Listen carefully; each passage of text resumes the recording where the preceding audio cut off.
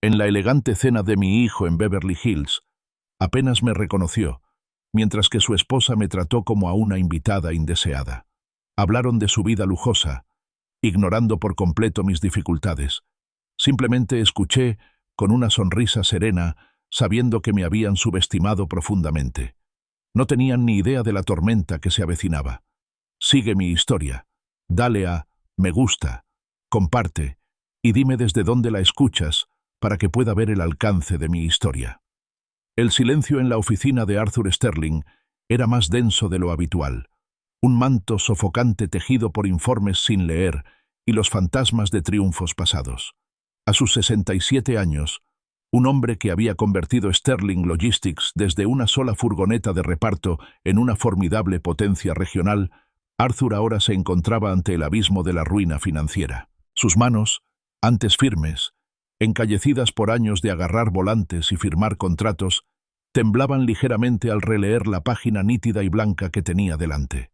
Era una notificación de cancelación, no una notificación cualquiera, sino la rescisión oficial de su contrato más grande y lucrativo, uno que había sido la columna vertebral de la empresa durante casi 2 décadas.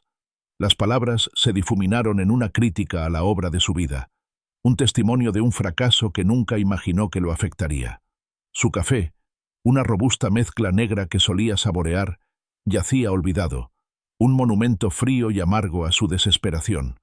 El vapor se había desvanecido hacía tiempo, al igual que la calidez de la esperanza que lo había sostenido a través de innumerables desafíos. Esto era diferente. Esto no era un desafío, era una ejecución. Las implicaciones se arremolinaban en su mente.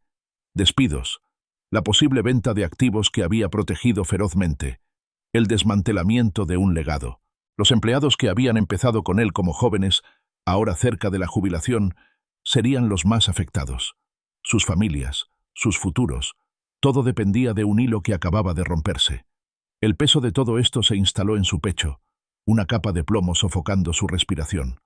Cerró los ojos, imaginando los rostros de su leal personal, el traqueteo de los camiones, el zumbido de los almacenes. Todo pareció desvanecerse, disolviéndose en un futuro sombrío e incierto. Justo cuando el silencio amenazaba con consumirlo por completo, un sonido estridente e insistente rompió la quietud. El teléfono del escritorio. Arthur se estremeció, con el corazón en un vuelco. ¿Quién llamaría a esas horas? O mejor dicho, ¿por qué alguien lo llamaría con algo que no fueran malas noticias? Dudó, con la mirada fija en el identificador de llamadas. David, su hijo. El nombre brillaba en la pantalla, una aparición de un pasado olvidado. 3 años, 3 largos y silenciosos años, desde la última vez que hablaron. Una oleada de viejo resentimiento, agudo y familiar, invadió a Arthur. Recordó su última conversación con una claridad agonizante. Había sido un intercambio acalorado y brutal, alimentado por la arrogancia juvenil de David y el pragmatismo inquebrantable de Arthur. David, recién salido de la escuela de negocios con teorías grandilocuentes sin demostrar, había invertido sus ahorros y un préstamo considerable de Arthur en una startup tecnológica, una empresa que Arthur había descartado como una quimera.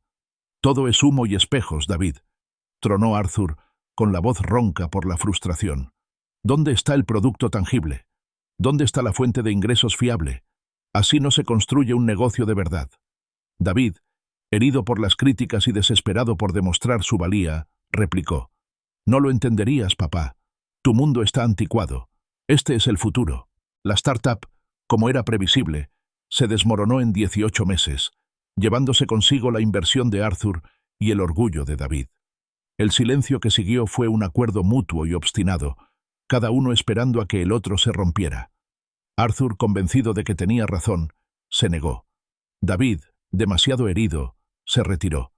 Arthur se quedó mirando el nombre que destellaba, con el dedo sobre el botón de respuesta. ¿Debería siquiera contestar? ¿Qué podría querer David ahora? ¿Era más dinero? ¿Una petición de ayuda? La idea le revolvió el estómago. Pero entonces, un destello de algo más suave, se abrió paso entre la amargura. Un instinto paternal, tal vez, o simplemente una profunda y dolorosa soledad que resonaba con su desesperación actual. Contestó: «¿Papá?». La voz de David, vacilante y un poco aguda, sonaba extraña después de tanto tiempo. «Soy David». «Ya veo», logró decir Arthur con voz ronca, sin delatar en absoluto la agitación que sentía en su interior. Una pausa. Entonces David volvió a hablar. Lo siento, papá, por todo, por cómo terminó todo, por el silencio. La disculpa fue inesperada, desarmante». Arthur sintió que un nudo en el pecho se aflojaba un poco. «He estado pensando mucho en ti. Clara y yo, nos encantaría que vinieras a cenar. A nuestra casa, en Beverly Hills». Beverly Hills. Arthur se burló para sus adentros. Por supuesto, David siempre aspiraba a lo más grande, lo más brillante, lo más ostentoso. Pero entonces, otro pensamiento, un recuerdo más dulce, afloró. Eleanor. Su difunta esposa, la madre de David, una mujer de paciencia infinita y amor inquebrantable. Casi podía oír su dulce voz, su súplica familiar cada vez que era demasiado duro con su hijo. «Eres demasiado duro con él, Arthur», le decía, con la mano apoyada cálidamente en su brazo. «Solo intenta encontrar su camino. Necesita tu apoyo, no solo tu juicio». Eleanor siempre había comprendido a David. Había visto la vulnerabilidad bajo su bravuconería. Había sido el puente entre las rígidas expectativas de Arthur y los sueños ambiciosos, a veces imprudentes, de David. Su ausencia había dejado un vacío profundo, no solo en su corazón, sino en el frágil ecosistema de su familia. Había cargado con la culpa de no haber arreglado las cosas antes de que ella falleciera, una carga silenciosa que ahora sentía profundamente. La mención de Clara, la esposa de David, una mujer a la que Arthur nunca había conocido, consolidó su decisión. Eleanor habría insistido. Por Eleanor, por la esperanza de una reconexión familiar que ahora sentía más preciada que nunca, Arthur se tragó su orgullo. «De acuerdo, David», dijo, con las palabras extrañas y pesadas en la lengua. «Iré». Una frágil e inesperada oleada de esperanza floreció en su pecho. Quizás, solo quizás, esta era una oportunidad para sanar, para encontrar un resquicio de calidez en el frío cada vez más profundo de su propia vida. Los siguientes días fueron un torbellino de preparativos, una grata distracción ante la inminente sombra del fin de Sterling Logistics. Arthur empacó meticulosamente su mejor equipaje, eligiendo artículos no por comodidad, sino por presentación. Sacó su preciado Rolex, una pieza atemporal que le regaló su padre, cuya plata pulida brillaba bajo la luz de la lámpara. Esto era para David, un simbólico paso de antorcha, una ofrenda de paz. Para Clara, la esposa de David, recuperó los pendientes de diamantes de Eleanor, delicadas gotas que siempre habían brillado con la delicada elegancia de su difunta esposa. Eran más que simples joyas, eran una pieza de Eleanor, una forma de presentar su espíritu a la nueva mujer en la vida de David, una bendición silenciosa. Entonces centró su atención en su Cadillac clásico, un símbolo meticulosamente mantenido de sus éxitos anteriores. El largo viaje de 6 horas de Phoenix a Beverly Hills sería un viaje de introspección, un puente que no solo cruzaría kilómetros, sino años de silencio y arrepentimientos no expresados. Revisó el aceite, las llantas, pulió el cromo hasta que relució. Cada acción era deliberada, un ritual de anticipación. Por primera vez en lo que parecía una eternidad, Arthur sintió una punzada de genuina emoción. El negocio podía esperar. Las cifras, los acreedores, el colapso inminente, todo quedó en segundo plano. Por ahora, la familia prevalecía sobre el negocio.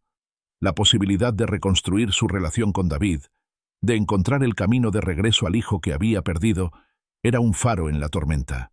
Era una esperanza frágil, sí, pero esperanza al fin y al cabo, y Arthur se aferró a ella con la desesperación de un hombre que se ahoga. El sol, un orbe naranja intenso, apenas comenzaba a ascender sobre las montañas lejanas, mientras Arthur Sterling conducía su Cadillac clásico fuera de la entrada de su casa hacia las conocidas carreteras de Phoenix. El peso del inminente colapso de su empresa, una carga que lo había agobiado durante semanas, se sintió momentáneamente más ligero. Un frágil pero persistente destello de esperanza se había encendido en su interior, alimentado por la inesperada llamada de David. Este viaje no era solo un viaje a Beverly Hills, era una peregrinación, una oportunidad para reparar lo roto, para reconectar con la única familia que le quedaba. Una brillante anticipación, desconocida pero bienvenida, lo invadió como el fresco aire de la mañana. A medida que la ciudad se alejaba en su retrovisor, dando paso a la vasta y extensa extensión del desierto de Sonora, Arthur se vio inmerso en un paisaje diferente, el terreno de su memoria. Los cactus saguaro, como centinelas contra el cielo azul claro, la brillante neblina de calor danzando sobre el asfalto, las lejanas y escarpadas montañas. Todo hablaba de Eleanor. Su amada Eleanor había adorado los espacios abiertos, la belleza salvaje e indómita del desierto. Allí encontraba una paz serena que Arthur, hombre trabajador y práctico, a menudo luchaba por alcanzar. La imaginó entonces, con su cabello como un halo suelto alrededor de su rostro, sus ojos iluminados de asombro mientras señalaba un halcón volando en círculos sobre su cabeza o un coyote solitario trotando por la arena. Una formación rocosa particularmente impactante despertó en ellos un vívido recuerdo. Una acampada entrañable, hacía casi 3 décadas. David, un niño de 12 años, bullicioso y curioso, los acompañaba, apretujado en el asiento trasero de ese mismo Cadillac, con la carita pegada a la ventanilla. Recordaba las incesantes preguntas de David, su energía inagotable. «Papá, ¿puedo conducir?», suplicaba David, con la voz alta de emoción, imitando las manos de Arthur al volante. «¿Cuándo tendré la edad suficiente?», rió Arthur entonces, prometiéndole lecciones cuando llegara el momento, una promesa que cumplió. Se adentraron en el corazón del desierto, encontrando finalmente un lago prístino y aislado, cuya superficie reflejaba el cielo. Allí, Arthur le enseñó pacientemente a David a lanzar el sedal, a interpretar las ondas del agua, a esperar. David, a pesar de su impaciencia juvenil, escuchó, absorbió la atención, y para el discreto orgullo de Arthur, incluso pescó una pequeña lubina. Eleanor, siempre de alma gentil, había disfrutado de sus momentos compartidos. Recordó sus intentos de encender una fogata esa noche. Arthur, a pesar de sus habilidades prácticas, había sido sorprendentemente inepto para encender una llama de la leña húmeda. Eleanor, envuelta en una manta gruesa, simplemente se rió, un sonido que tintineaba como campanillas de viento, puro y alegre, mientras David y Arthur luchaban con troncos rebeldes y cerillas chisporroteantes. «Oh, ustedes dos», había dicho ella riendo, con los ojos entrecerrándose. «¿Qué haríamos sin un buen explorador?». Aquellos eran días dorados, días en los que los tres eran una unidad completa y armoniosa, unidos por los placeres sencillos y el amor sin complicaciones. El pensamiento ahora le provocó una punzada en el pecho, un dolor agridulce por un tiempo que sentía irrevocablemente perdido. Reflexionó sobre la trayectoria de su relación, cómo se había vuelto cada vez más complicada, más tensa, tras la transición de David de un niño entusiasta a un adolescente rebelde. Los enfrentamientos iniciales por las tareas y los toques de queda se habían intensificado hasta convertirse en desacuerdos más profundos sobre elecciones profesionales, valores y, en última instancia, los desafortunados negocios de David. Cada discusión había socavado los cimientos de su vínculo, creando muros de resentimiento e incomprensión. Arthur, en su deseo de proteger a David de las dificultades, quizás había sido demasiado contundente, demasiado crítico, demasiado seguro de su propia sabiduría, adquirida con tanto esfuerzo. Había visto la ambición de David como temeridad, su innovación como ingenuidad, y David, a su vez, había visto la cautela de Arthur como una asfixiante falta de visión. Horas después, con el sol en lo alto, Arthur entró en una gasolinera polvorienta a las afueras de Blythe. Mientras llenaba el depósito, una cajera mayor, con el rostro arrugado como un mapa de carreteras, salió arrastrando los pies para limpiar el surtidor. Observó con los ojos entrecerrados su Cadillac clásico. «Buen viaje», dijo con voz áspera, con una leve sonrisa en los labios. «¿Vas a algún sitio especial?». Arthur suspiró, limpiando una mancha del cromo. «A ver a mi hijo», respondió con un dejo de cansada esperanza en la voz. «Hace años que no lo veo». La cajera asintió lentamente. Sus ojos reflejaban toda una vida de comprensión. «La familia lo es todo», dijo con una voz sorprendentemente firme. Sobre todo a medida que envejeces, estás haciendo lo correcto. Sus palabras, sencillas y sin adornos, resonaron profundamente en Arthur. Fue una validación inesperada, una suave afirmación de un desconocido que se sintió como una bendición. «Gracias», dijo Arthur sinceramente conmovido, antes de marcharse. El paisaje comenzó a transformarse sutilmente al cruzar la frontera con California. La belleza austera y desolada del desierto de Arizona se suavizó gradualmente, reemplazada por ondulantes colinas, luego viñedos y, finalmente, la extensa y cuidada urbanidad de Los Ángeles. El aire mismo pareció cambiar, volviéndose más denso, impregnado del tenue aroma a eucalipto y algo más, algo indefiniblemente metropolitano, una mezcla de gases de escape y aspiraciones. Su venerable Cadillac, símbolo de su perdurable legado en Phoenix, de repente parecía fuera de lugar allí. Era un clásico, una declaración de fuerza discreta, pero en el tráfico reluciente de Los Ángeles parecía empequeñecerse, eclipsado por elegantes y silenciosos Teslas, rugientes Ferraris e imponentes Escalades. Todos los demás coches eran modelos de lujo, una ostentación de riqueza y éxito que Arthur rara vez encontraba en su modesto rincón del mundo. El cambio fue desconcertante. La gente también parecía diferente, más joven, más rápida, imbuida de una elegancia innegable. Mientras recorría las laberínticas autopistas hacia Beverly Hills, una nueva ola de introspección lo invadió. David, con sus sueños de startup tecnológica, siempre se había sentido atraído por este mundo, un mundo que Arthur había descartado como efímero y superficial. ¿Acaso su propia perspectiva pragmática y realista había limitado realmente el potencial de David? ¿Acaso él, en su esfuerzo por guiar a David hacia lo que él consideraba estabilidad, había cortado inadvertidamente las alas de su hijo? Ahora, viendo el aparente éxito que lo rodeaba, la evidencia visible de su ambición, Arthur se preguntaba si se había equivocado todo el tiempo. Si David, de hecho, había encontrado su propio camino hacia la prosperidad, un camino que Arthur no había sido capaz de imaginar, y mucho menos aprobar. Un nudo de ansiedad se le apretó en el estómago. Estaba allí para reconciliarse, para ofrecer paz, pero una nueva pregunta lo atormentaba. ¿Y si David ya no lo necesitaba? La voz del GPS, tranquila y precisa, guió a Arthur por las impecables calles de Beverly Hills. Su corazón, que había sido un latido constante y pragmático durante décadas, ahora vibraba con una mezcla desconocida de anticipación y ansiedad. Cada curva, cada seto perfectamente esculpido y cada palmera imponente lo acercaban a David.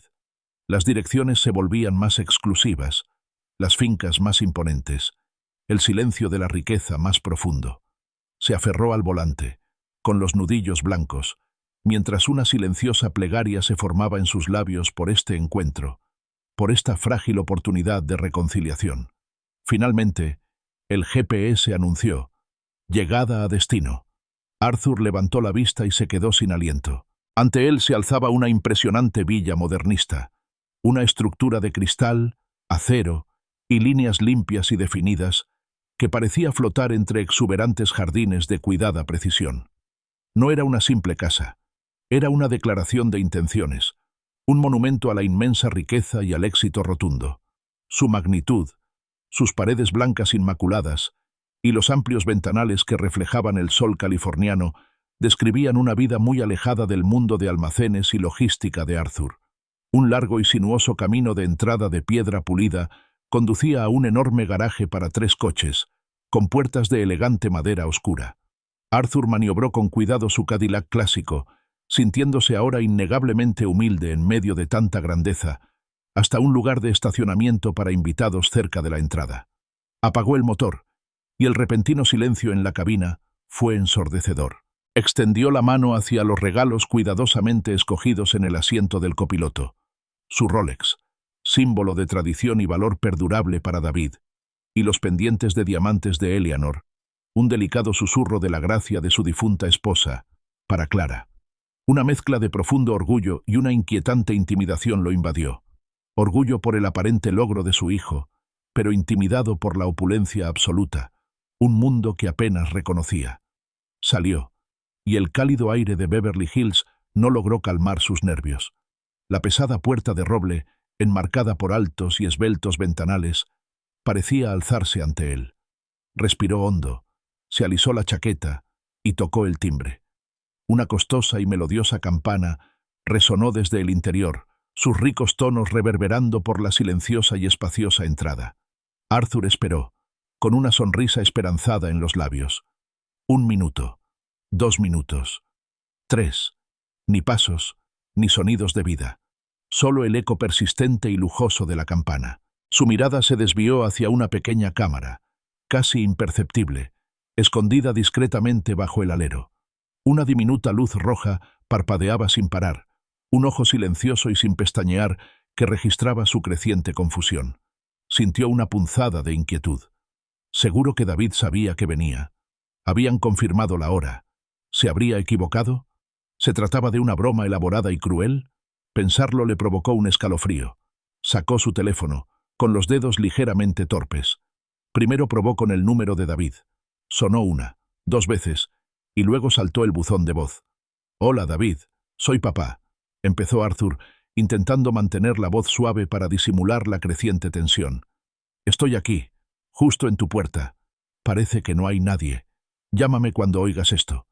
Esperó un momento, y luego marcó el número de Clara, que David le había dado en su conversación anterior.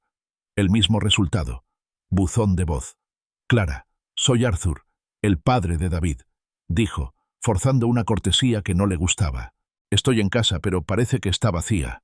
Por favor, llámame». El silencio que siguió, sin ser interrumpido por ninguna llamada, comenzó a irritarle los nervios. Recorrió el perímetro de la espaciosa casa, una figura pequeña y solitaria, empequeñecida por la imponente arquitectura. Cada vuelta hacía que los regalos en sus manos se sintieran más pesados, más agobiantes, transformándose de símbolos de amor en instrumentos de su creciente decepción. Intentó mirar a través de los grandes ventanales, pero el interior estaba en penumbra, oscurecido por cortinas transparentes o quizás vidrios polarizados. No había señales de vida, ni luz que se filtrara, ni coches en el garaje. El silencio lo oprimió, amplificando la indeseable carcoma de la duda. Finalmente, cansado y descorazonado, Arthur se sentó en la suave y fresca piedra de la escalera de entrada. La esperanza que había albergado durante 6 largas horas, alimentada por recuerdos nostálgicos y un anhelo de conexión, comenzó a desvanecerse, reemplazada por una familiar y amarga decepción. Las ausencias pasadas de David, su tendencia a desaparecer cuando las cosas se ponían difíciles, a priorizar sus propios intereses sobre los compromisos familiares, resurgieron en su mente como espectros indeseados.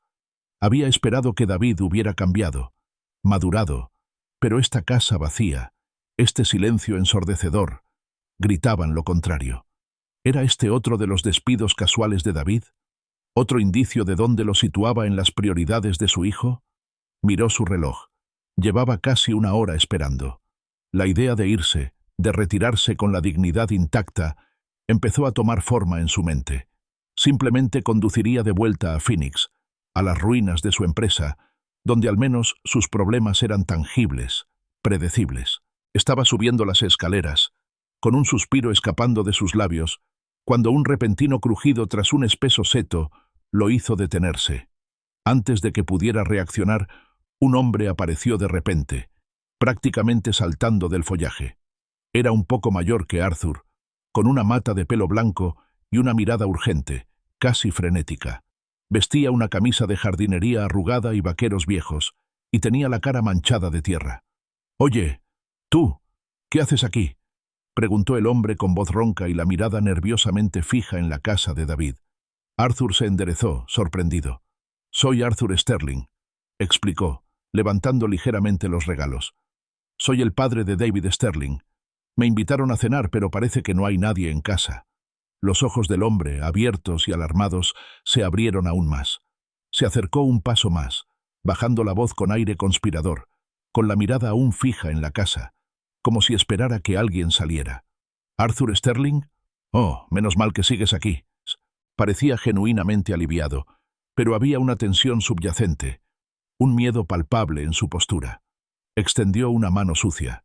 «Gary Peterson, soy vecino de tu hijo, y solo venía a advertirte.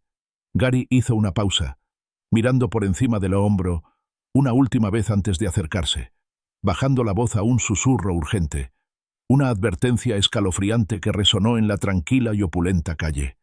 «No entres ahí, no los dejes entrar si intentan volver. Esa gente es peligrosa».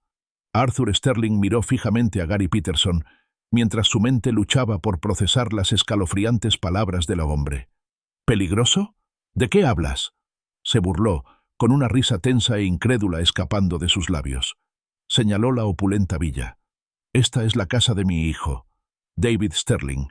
Debes estar equivocado. Mi hijo no tiene nada de peligroso». La acusación era demasiado descabellada, demasiado horrible para ser cierta. ¿Su hijo? ¿Un asesino? La sola idea era absurda. La mirada frenética de Gary recorrió de nuevo la impoluta fachada de la casa de David, y luego volvió a Arthur. «Sin duda», insistió, con la voz apenas por encima de un susurro, impregnada de auténtico miedo. «Eres el padre que mencionaron, el de Arizona. Hablaban de tu llegada». Un escalofrío recorrió la espalda de Arthur, no por la temperatura, sino por la repentina e inquietante comprensión de que era objeto de conversación, quizás un objetivo, para un hijo al que apenas conocía. «¿Qué quieres decir con mencionado?», preguntó Arthur, con la voz cada vez más aguda. «¿Y quiénes son exactamente ellos?». Gary se estremeció visiblemente, mirando nervioso a su alrededor antes de acercarse aún más. «David y Clara. Los oí hablar hace semanas, sobre tu visita, pero ese no es el punto. El punto es que envenenaron al padre de Clara». Las palabras quedaron suspendidas en el aire, pesadas y venenosas. «Por su herencia, $5 millones. Era un hombre rico, ¿sabes? Y ahora se ha ido». Arthur se tambaleó hacia atrás como si lo hubieran golpeado. «¡Es una locura!», tronó, con el rostro enrojecido de indignación. «Mi hijo jamás haría algo así. No es capaz. David es mi hijo». La idea era una vil afrenta a todo lo que creía, a la esencia misma de su vínculo paternal. Había disciplinado a David, lo había criticado, incluso se había distanciado de él, pero jamás, ni por un segundo, imaginó a su hijo capaz de tal depravación. ¿Asesinato? Por dinero. Era impensable. «Escúcheme, señor Sterling», suplicó Gary, con los ojos abiertos y sinceros, agarrando el brazo de Arthur. «Lo vi cómo sucedió. El padre de Clara vino a visitarlos hace unos meses. Un hombre vibrante, sano, lleno de vida, sin pasar de los 60. Estuvo aquí casi una semana, pero al final era una sombra de sí mismo. Lo vi en la entrada, pálido como un fantasma, con arcadas, justo delante de la casa, justo antes de irse. Dijo que se sentía terriblemente mal. Días después, supe que había muerto. Una enfermedad repentina e inesperada, decían los papeles. Conveniente, ¿no le parece?, que Clara heredara todo ese dinero justo después». Gary hizo una pausa, con la mirada fija en Arthur, intentando transmitir la gravedad de sus palabras. «Eso no fue una enfermedad, señor Sterling. Fue veneno. Simplemente lo sé». La incredulidad inicial de Arthur comenzó a resquebrajarse bajo el peso de la convicción de Gary. Su mente pragmática y orientada a los negocios, entrenada durante décadas para identificar patrones y evaluar riesgos, involuntariamente comenzó a atar cabos. Un padre mayor y adinerado, un matrimonio relativamente reciente, una muerte repentina y misteriosa, seguida rápidamente por una herencia cuantiosa. Era un plan clásico, aunque aterrador. La lógica, fría y clínica, comenzó a penetrar sus defensas emocionales. Había descartado la empresa tecnológica de David como humo y espejos. Pero esto tenía una estructura aterradoramente concreta. Se encontraba luchando, batallando con la imagen de David, el niño inocente que una vez lloró desconsoladamente durante horas sobre un pez dorado muerto, enterrándolo con una pequeña cruz hecha a mano en el patio trasero. El mismo niño que cuidaba con esmero a los pájaros heridos hasta que sanaban. ¿Cómo pudo ese niño convertirse en un asesino a sangre fría? La disonancia era insoportable, una contradicción desgarradora entre el hijo que recordaba y la figura monstruosa que Gary pintaba. Su mente gritó en protesta, pero un terror frío y pesado se instalaba lentamente en sus entrañas. Gary, visiblemente aterrorizado, y al ver el horror naciente en los ojos de Arthur, lo atrajo hacia sí, bajando la voz, hasta convertirse en un áspero susurro. «Señor Sterling, tiene que irse. Ahora, antes de que regresen, antes de que usted sea el siguiente». Apretó el brazo de Arthur con una fuerza sorprendente. «¿No lo ve? Usted también es un hombre rico, ¿verdad? Con una empresa y bienes, estoy seguro. Su hijo lo sabe. ¿Dijo que está distanciado? Nadie lo cuestionaría si algo sucediera. Una muerte natural, como la del padre de Clara. Usted es su próximo objetivo». La advertencia golpeó a Arthur con la fuerza de un golpe físico. Su propia precaria situación financiera, motivo de su desesperación ante la llamada de David, se presentó de repente como una nueva y aterradora vulnerabilidad. Sus bienes, aunque reducidos, seguían siendo considerables. Era, en efecto, un padre mayor y adinerado, distanciado de su hijo. Las palabras de Gary no eran solo acusaciones. Eran una hoja de ruta, un plan para una posible catástrofe. «Si se queda», continuó Gary con voz apremiante, «no coma nada de lo que le ofrezcan. No beba nada. Y haga lo que haga, no pase la noche aquí. Salga antes de que oscurezca. Por favor, señor Sterling». «Señor Sterling», por su propia vida. Con esa súplica desesperada, Gary se apartó, con los ojos abiertos, una mezcla de miedo y profunda preocupación. Echó una última mirada a la silenciosa e imponente villa, y luego, como si temiera ser descubierto, se retiró rápidamente, desapareciendo tras el espeso seto con la misma rapidez con la que había aparecido, dejando a Arthur solo en el pulido camino de entrada, conmocionado por la impensable acusación y la terrible advertencia. Los regalos en sus manos ahora no solo se sentían pesados, sino contaminados, como presagios de un destino siniestro. ¿Listos para el siguiente giro impactante de este drama familiar? Dale a me gusta, comparte y suscríbete para seguir la desesperada búsqueda de la verdad de Arthur. Arthur Sterling se quedó paralizado en el camino de entrada, mientras la frenética advertencia de Gary resonaba en sus oídos. «No entres ahí. No comas ni bebas nada. No pases la noche». Las palabras rebotaban en su cabeza, un contrapunto aterrador a los susurros de esperanza y reconciliación que le precedían. ¿Podría David, su propia sangre, ser realmente capaz de una malicia tan calculada? El niño que una vez lloró por un pez dorado muerto, ahora un asesino a sangre fría. Se sentía como una traición a la realidad misma. Sin embargo, las semillas de la sospecha, una vez sembradas, comenzaron a germinar, alimentándose de cada agravio del pasado, de cada pregunta sin respuesta. Recordó la desesperación de David durante su última discusión, hacía 3 años. No solo su ira, sino la urgencia cruda, casi frenética, en su voz, cuando pidió $50,000 más para su startup en crisis. «Solo 50,000, papá, y todo saldrá bien. Tienes que creer en mí». Arthur, siempre pragmático, se había negado, alegando la falta de un plan de negocios sólido de David y las crecientes pérdidas.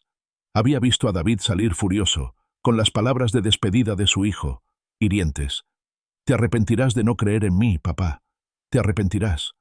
En aquel momento, Arthur lo había descartado como un resentimiento juvenil, un dramático arrebato de orgullo herido. Ahora, esas palabras resonaban en su mente, destilando una resonancia siniestra y profética. «Te arrepentirás de no creer en mí». ¿Se refería David a algo mucho más siniestro que un fracaso empresarial? ¿La negativa de Arthur lo había empujado de alguna manera a un camino sin retorno? Probó de nuevo el número de David, con el pulgar flotando nerviosamente sobre la pantalla. No hubo respuesta. Luego el de Clara. Esta vez, en lugar del buzón de voz, un mensaje automático le informó que el buzón del suscriptor estaba lleno. Lleno. No solo sin respuesta, sino intencionalmente no disponible. El pequeño detalle, insignificante en sí mismo, acentuó repentinamente sus sospechas, añadiendo otra capa al inquietante rompecabezas que Gary le había presentado. Parecía menos un descuido y más una interrupción deliberada. La villa modernista, antaño símbolo del éxito de David, se transformó ante los ojos de Arthur. Sus paredes blancas e inmaculadas parecían burlarse de él.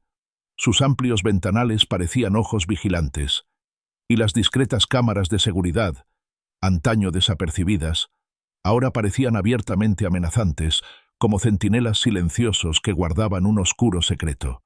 Ya no era una casa hermosa, era una fortaleza, impenetrable y amenazante, una jaula dorada diseñada para guardar secretos. Una oleada de arrepentimiento invadió a Arthur, teñida con una nueva capa de culpa. Eleanor. Sus amables advertencias, sus constantes súplicas para que fuera más comprensivo con David, para que lo comprendiera, no solo para que lo juzgara. «Eres demasiado duro con él, Arthur», le decía a menudo, con el ceño fruncido por la preocupación. «Solo necesita sentirse querido, saber que estás de su lado». ¿Acaso su incansable búsqueda de un camino convencional y estable, sus propias expectativas rígidas, habían alejado inadvertidamente a David, transformándolo en algo que no era? ¿Había contribuido él, a su manera, a la posible caída de David? La idea era insoportable. Una nueva agonía que se sumaba al dolor que ya sentía por su esposa y su empresa. Justo cuando el miedo agobiante amenazaba con abrumarlo, un elegante BMW plateado, silencioso y agresivo, entró en la entrada. El corazón de Arthur dio un vuelco. David y Clara salieron del coche, impecablemente vestidos, irradiando un aura de refinada opulencia. David, más alto y delgado de lo que Arthur recordaba, llevaba un traje a medida que denotaba riqueza. Clara, elegante con un vestido de diseñador, su cabello rubio perfectamente peinado, desprendía un encanto sofisticado que era a la vez seductor y para Arthur ahora inquietante. David se acercó con una sonrisa practicada, con el brazo alrededor de la cintura de Clara. «Papá, disculpa la demora», dijo con voz suave, sin la vacilación de la llamada. «Nos retrasamos con un asunto legal. Ya sabes cómo puede estar el tráfico en esta ciudad, sobre todo después de un accidente tan terrible». La palabra «accidente» parecía elegida a propósito, un eco escalofriante de las acusaciones de Gary. Arthur se obligó a sonreír, apretando la mandíbula. «Accidente espantoso». La frase quedó suspendida en el aire, cargada de un temor tácito. Clara dio un paso adelante, con una sonrisa deslumbrante, casi demasiado brillante. «Arthur, qué alegría conocerte por fin». Lo envolvió en un abrazo que se sintió rígido, extrañamente performativo. «David me ha hablado muchísimo de ti. Y de Eleanor. Ay, ojalá la hubiera conocido. Siempre dice que su asado era legendario. Nadie cocinaba como ella». Arthur se puso rígido. El asado de Eleanor. Un detalle tan íntimo, tan específico de su recuerdo de ella, ahora expresado por esta desconocida. Parecía menos un recuerdo cálido y más información calculada, cuidadosamente distribuida. ¿Cómo lo sabía? ¿Había compartido David esos detalles personales? ¿O era algo que ella había deducido de otras fuentes, quizás con su propio y frío cálculo? Lo condujeron al interior, a un interior que reflejaba la grandeza del exterior. Techos altos, arte minimalista, muebles lujosos. Era sin duda un palacio. Pero para Arthur, ahora con la advertencia de Gary, se sintió menos como una bienvenida y más como una trampa cuidadosamente construida. Cada superficie inmaculada, cada rincón silencioso parecía esconder un secreto. Evitaba tocar nada conscientemente, con las manos aún aferradas a los regalos olvidados, que ahora parecían anclas en lugar de ofrendas. Mientras Clara señalaba la amplia sala de estar, David dijo: «¿Te traigo algo de beber, papá? ¿Agua? ¿Un whisky? Ha sido un viaje largo». Arthur recordó al instante las palabras de Gary: «No comas ni bebas nada de lo que te ofrezcan». «No, no, gracias, David», logró decir Arthur forzando una negativa cortés. «Por ahora estoy bien. Solo agua, si tienes. Quizás preferiría agua embotellada». Clara, con su sonrisa inquietante, los condujo hacia la reluciente cocina de vanguardia, un espacio de cromo pulido y granito oscuro. «Les traigo un vaso», ofreció con voz ligera, demasiado ligera. Al girarse para abrir un armario, la mirada de Arthur, agudizada por la paranoia, recorrió los estantes meticulosamente organizados de la despensa. Sus ojos recorrieron filas de aceites artesanales, especias exóticas y cafés de diseño, y allí, escondido tras una selección de productos de limpieza industriales, parcialmente oculto por una botella de pulimento para cromo, lo vio. Una pequeña botella de vidrio oscuro, distinta a la de los productos químicos domésticos. Tenía una etiqueta austera en blanco y negro. En letras negritas e inequívocas decía cianuro de potasio. El mundo parecía inclinarse sobre su eje. Las manos de Arthur, que se habían mantenido firmes incluso ante la ruina financiera, comenzaron a temblar incontrolablemente al fijar la mirada en la cruda etiqueta. Cianuro de potasio. La aterradora advertencia de Gary Peterson ya no era el delirio de un vecino frenético. Era una verdad innegable y aterradora. La fría y contundente evidencia lo devolvió tras los artículos de limpieza. Un testimonio silencioso de una monstruosa depravación. Su hijo, de su propia sangre, era un asesino. Con una oleada de adrenalina, Arthur se obligó a actuar. Extendió la mano, rozando con los dedos la botella mortal, y con una indiferencia practicada, la empujó aún más hacia atrás, hundiéndola en las sombras del armario. Cerró la puerta con un suave clic, con el corazón martilleándole las costillas, un frenético latido de terror. Se obligó a respirar con calma, a mantener la expresión neutra, ocultando el terremoto que rugía en su interior. Tenía que aparentar calma, despreocupación. Su vida dependía de ello. Su mente corría, reconstruyendo el espantoso rompecabezas, la opulenta villa, la ropa de diseñador, la ostentación de riqueza sin esfuerzo. Todo era una fachada, construida sobre una base de asesinato. El padre de Clara, la empresa emergente fallida de David, la herencia de $5 millones. Todo encajaba. Él era el siguiente objetivo. La revelación lo golpeó con la fuerza de un golpe físico, una claridad escalofriante que despojó de cualquier resto de afecto paternal y lo reemplazó con un instinto primario de supervivencia. Esto no era una reunión familiar, era una trampa cuidadosamente orquestada. ¿Todo bien, papá? La voz de David llegó desde la sala, una pregunta casual que ahora sonaba cargada de intenciones ocultas. Perfectamente bien, hijo, respondió Arthur con una voz sorprendentemente firme, incluso mientras su mundo interior se desmoronaba.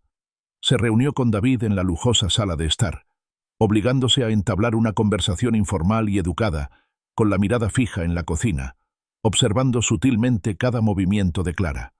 La observó mientras ella recuperaba 3 delicadas copas de vino y las colocaba en una bandeja de plata pulida. Entrecerró la mirada y agudizó sus sentidos. Clara se movió con una gracia inquietante, descorchando una botella de lo que parecía ser un cabernet caro. Al empezar a servir, Arthur se quedó sin aliento. Sus ojos, agudos y atentos, lo vieron.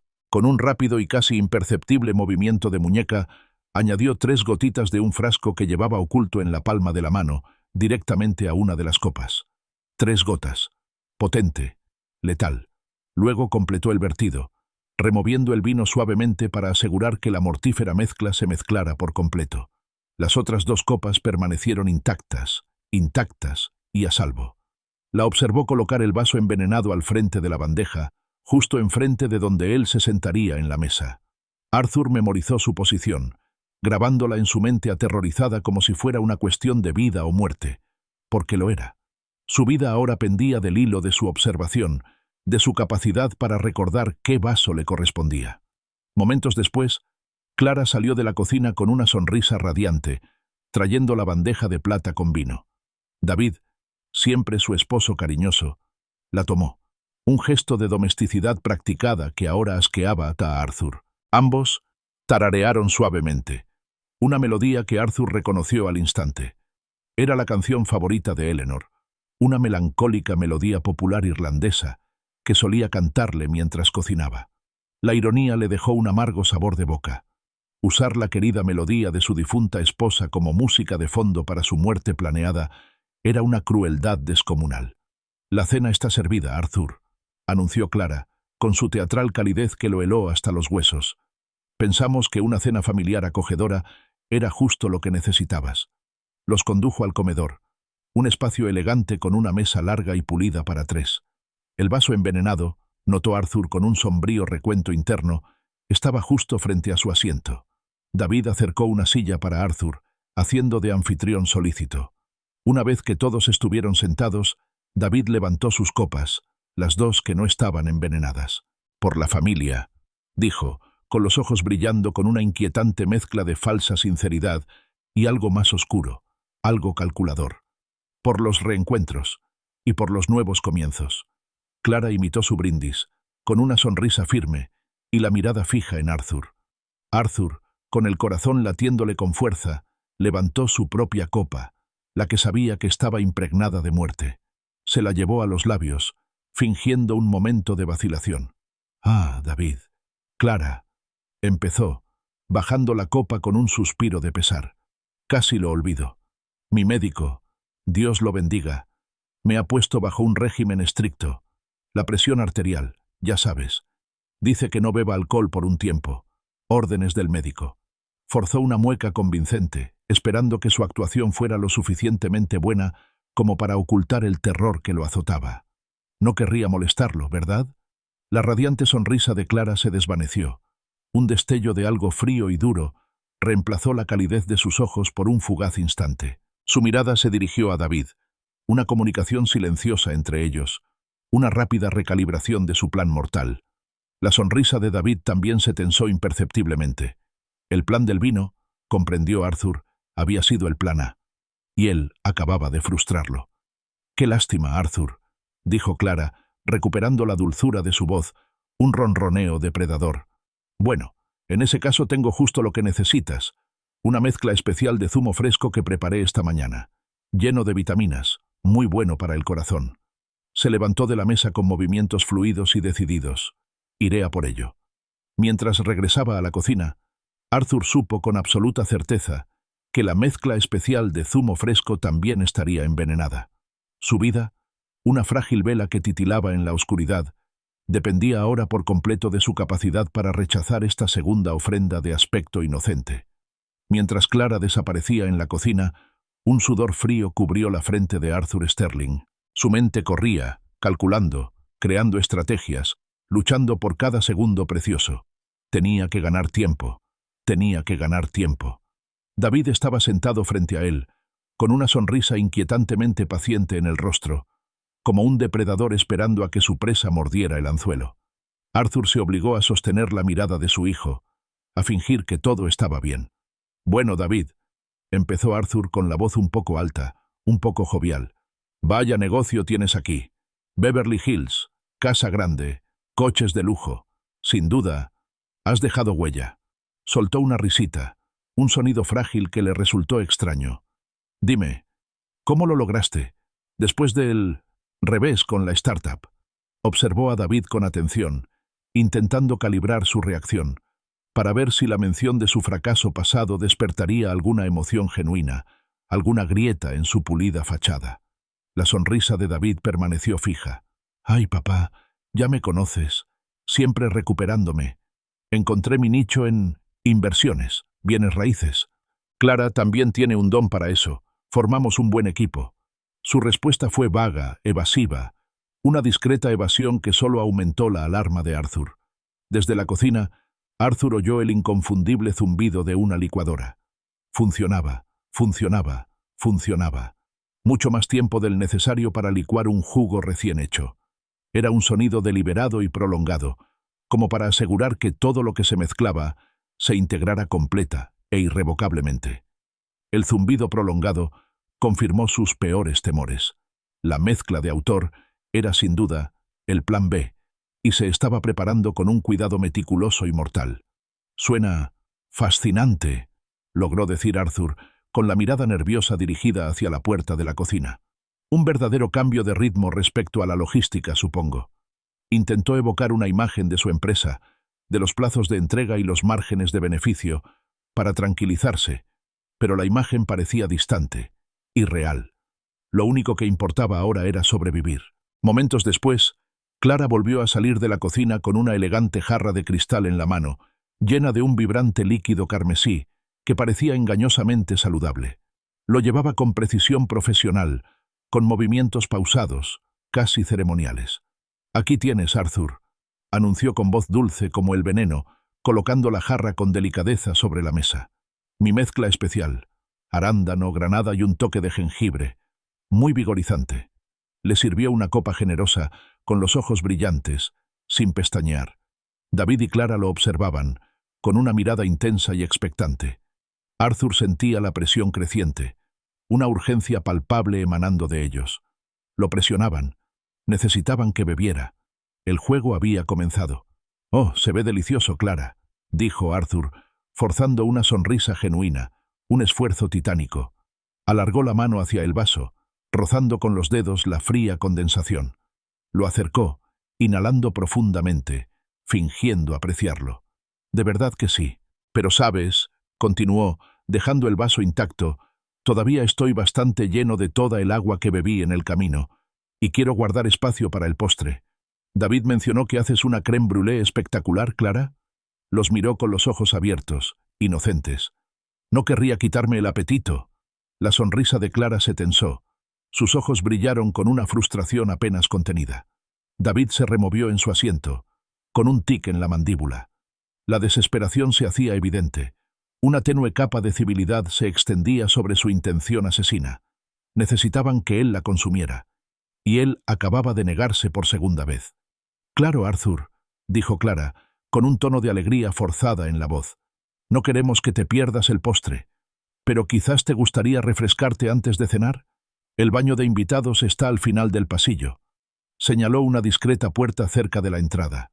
La sugerencia fue un salvavidas, un alivio que necesitaban desesperadamente. «Una idea maravillosa, Clara», dijo Arthur, levantándose quizás con demasiada ilusión. «Me vendría bien un momento, con todo ese viaje, ¿sabes?». Les dedicó una sonrisa educada, aunque forzada, antes de escapar. Caminó por el opulento pasillo, con las piernas pesadas y el sonido de sus propios pasos resonando con fuerza en sus oídos. Al llegar al baño de invitados, se deslizó dentro. La pesada puerta se cerró tras él con un golpe sordo y satisfactorio. Con manos temblorosas, giró la cerradura. El clic fue una pequeña, pero vital, declaración de seguridad temporal. Sacó su teléfono, marcando torpemente. El corazón le latía con fuerza, un tambor frenético contra las costillas. El sonido del teléfono sonando y conectándose fue casi ensordecedor. 911. «¿Cuál es su emergencia?», preguntó una tranquila voz femenina. «Mi hijo», susurró Arthur con voz ronca. «Y mi nuera. Intentan envenenarme». Las palabras salieron atropelladamente, crudas y aterradoras. Estoy en Crestview Drive 420, Beverly Hills, la residencia de David y Clara Sterling. Encontré una botella de cianuro de potasio en su cocina. Mataron al padre de Clara por su herencia, y yo soy el siguiente». Habló rápido, con urgencia, intentando transmitir cada detalle crucial. El miedo le entrecortaba la respiración. Dijo: «Gary, su vecino, me advirtió. Dijo que vio al padre de Clara enfermo, justo antes de morir». La operadora mantuvo la calma. Su voz fue un ancla firme en su tormenta de pánico. «Señor, por favor, mantenga la calma. Tenemos agentes en camino a su ubicación. ¿Puede confirmar la dirección de nuevo?», repitió Arthur, recorriendo con la mirada el lujoso baño en busca de cámaras ocultas o señales de escuchas. «¿Cuál es su hora estimada de llegada?», preguntó, intentando disimular la desesperación en su voz. «Los agentes están a unos 20 minutos de distancia, señor», respondió el operador. «Por favor, quédese en el baño si no se siente seguro. ¿Puede describir qué ropa llevan puesta?». «No», interrumpió Arthur mientras ya estaba planeando su siguiente movimiento. «No puedo quedarme aquí. Eso los haría sospechar. Tengo que salir. Tengo que comportarme con normalidad. Solo... Por favor, date prisa». Colgó la llamada, con la mano aún temblorosa. 20 minutos. 20 minutos fingiendo ignorancia, jugando al gato y al ratón con su propio hijo y su nuera. Se echó agua fría en la cara, respirando profunda y temblorosamente. Tenía que mantener la calma. Tenía que ser convincente. Su vida dependía de ello. Con una última y vigorizante mirada al espejo, Arthur abrió la puerta, con su rostro convertido en una máscara de normalidad cuidadosamente construida, y se preparó para volver al comedor. Arthur Sterling volvió a entrar en el comedor. Su rostro era una máscara de serenidad cuidadosamente forjada, aunque el corazón aún latía frenéticamente contra sus costillas. David y Clara ya estaban en la mesa, con sonrisas más finas, más forzadas.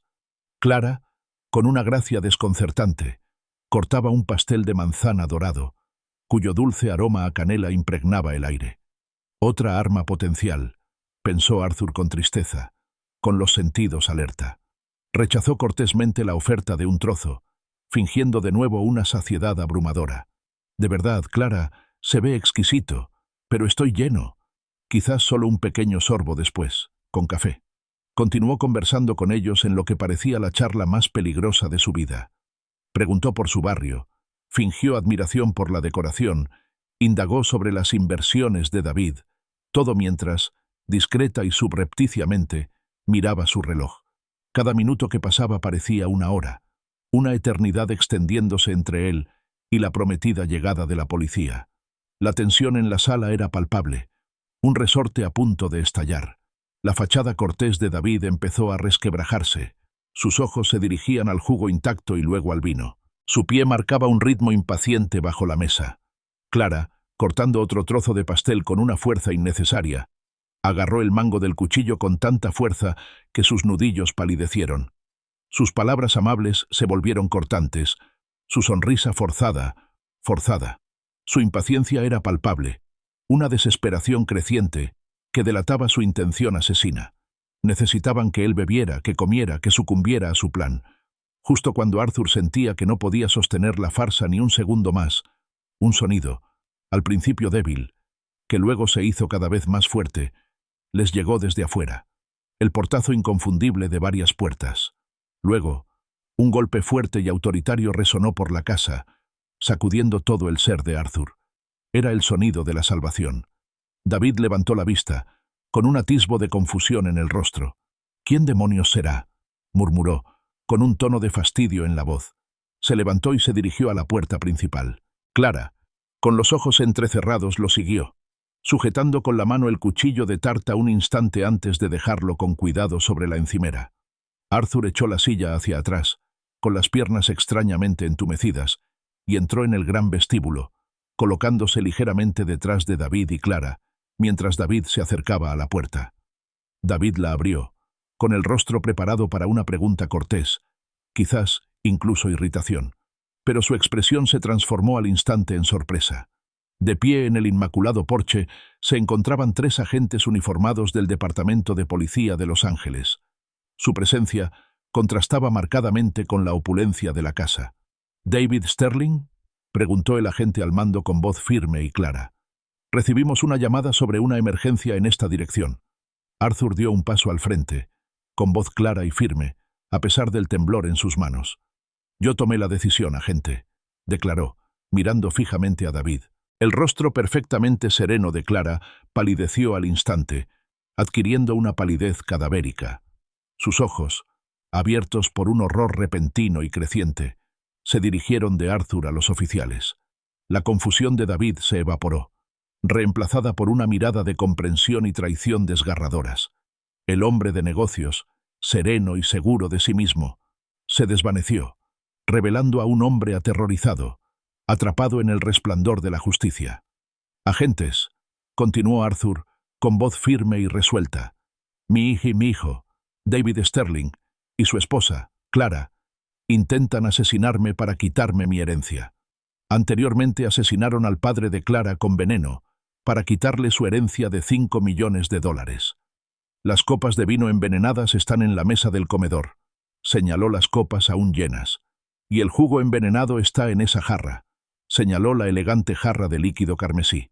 También encontrarán la botella de cianuro de potasio en la despensa de la cocina, detrás de los productos de limpieza. La vi con mis propios ojos. Los agentes, bien entrenados y eficientes, actuaron con rapidez. Uno aseguró de inmediato a David y Clara, mientras los demás entraban al comedor y la cocina. Solo les tomó unos instantes. Un grito ahogado desde la cocina confirmó el descubrimiento de la botella de cianuro. Otro agente recogió rápidamente las copas de vino y la jarra de jugo, guardándolas cuidadosamente en una bolsa como prueba. La prueba preliminar de campo de los líquidos, realizada con calma profesional, confirmó la presencia de un agente letal. «David Sterling, Clara Sterling», anunció el oficial a cargo, con voz desprovista de emoción. «Quedan arrestados por intento de asesinato y presunto asesinato en primer grado. Tienen derecho a guardar silencio». Mientras se llevaban a David esposado, con el rostro convertido en una máscara de incredulidad y terror, sus ojos se encontraron con los de Arthur. Había en ellos una súplica desesperada y silenciosa, un último vestigio del hijo que una vez fue. Pero la mirada de Arthur era fría, inflexible. «Dejaste de ser mi hijo, David», dijo Arthur con voz tranquila pero firme, «en el momento en que decidiste asesinarme por dinero».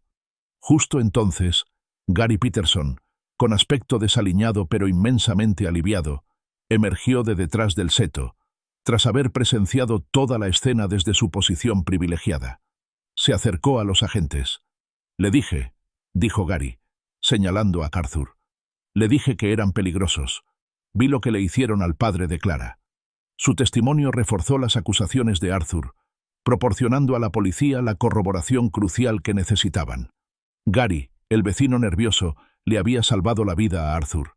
Meses después, la opulencia de Beverly Hills fue reemplazada por la cruda realidad de un tribunal. Arthur Sterling, sentado en el estrado de los testigos, con voz clara y resonante, relató los escalofriantes sucesos de aquella cena mortal.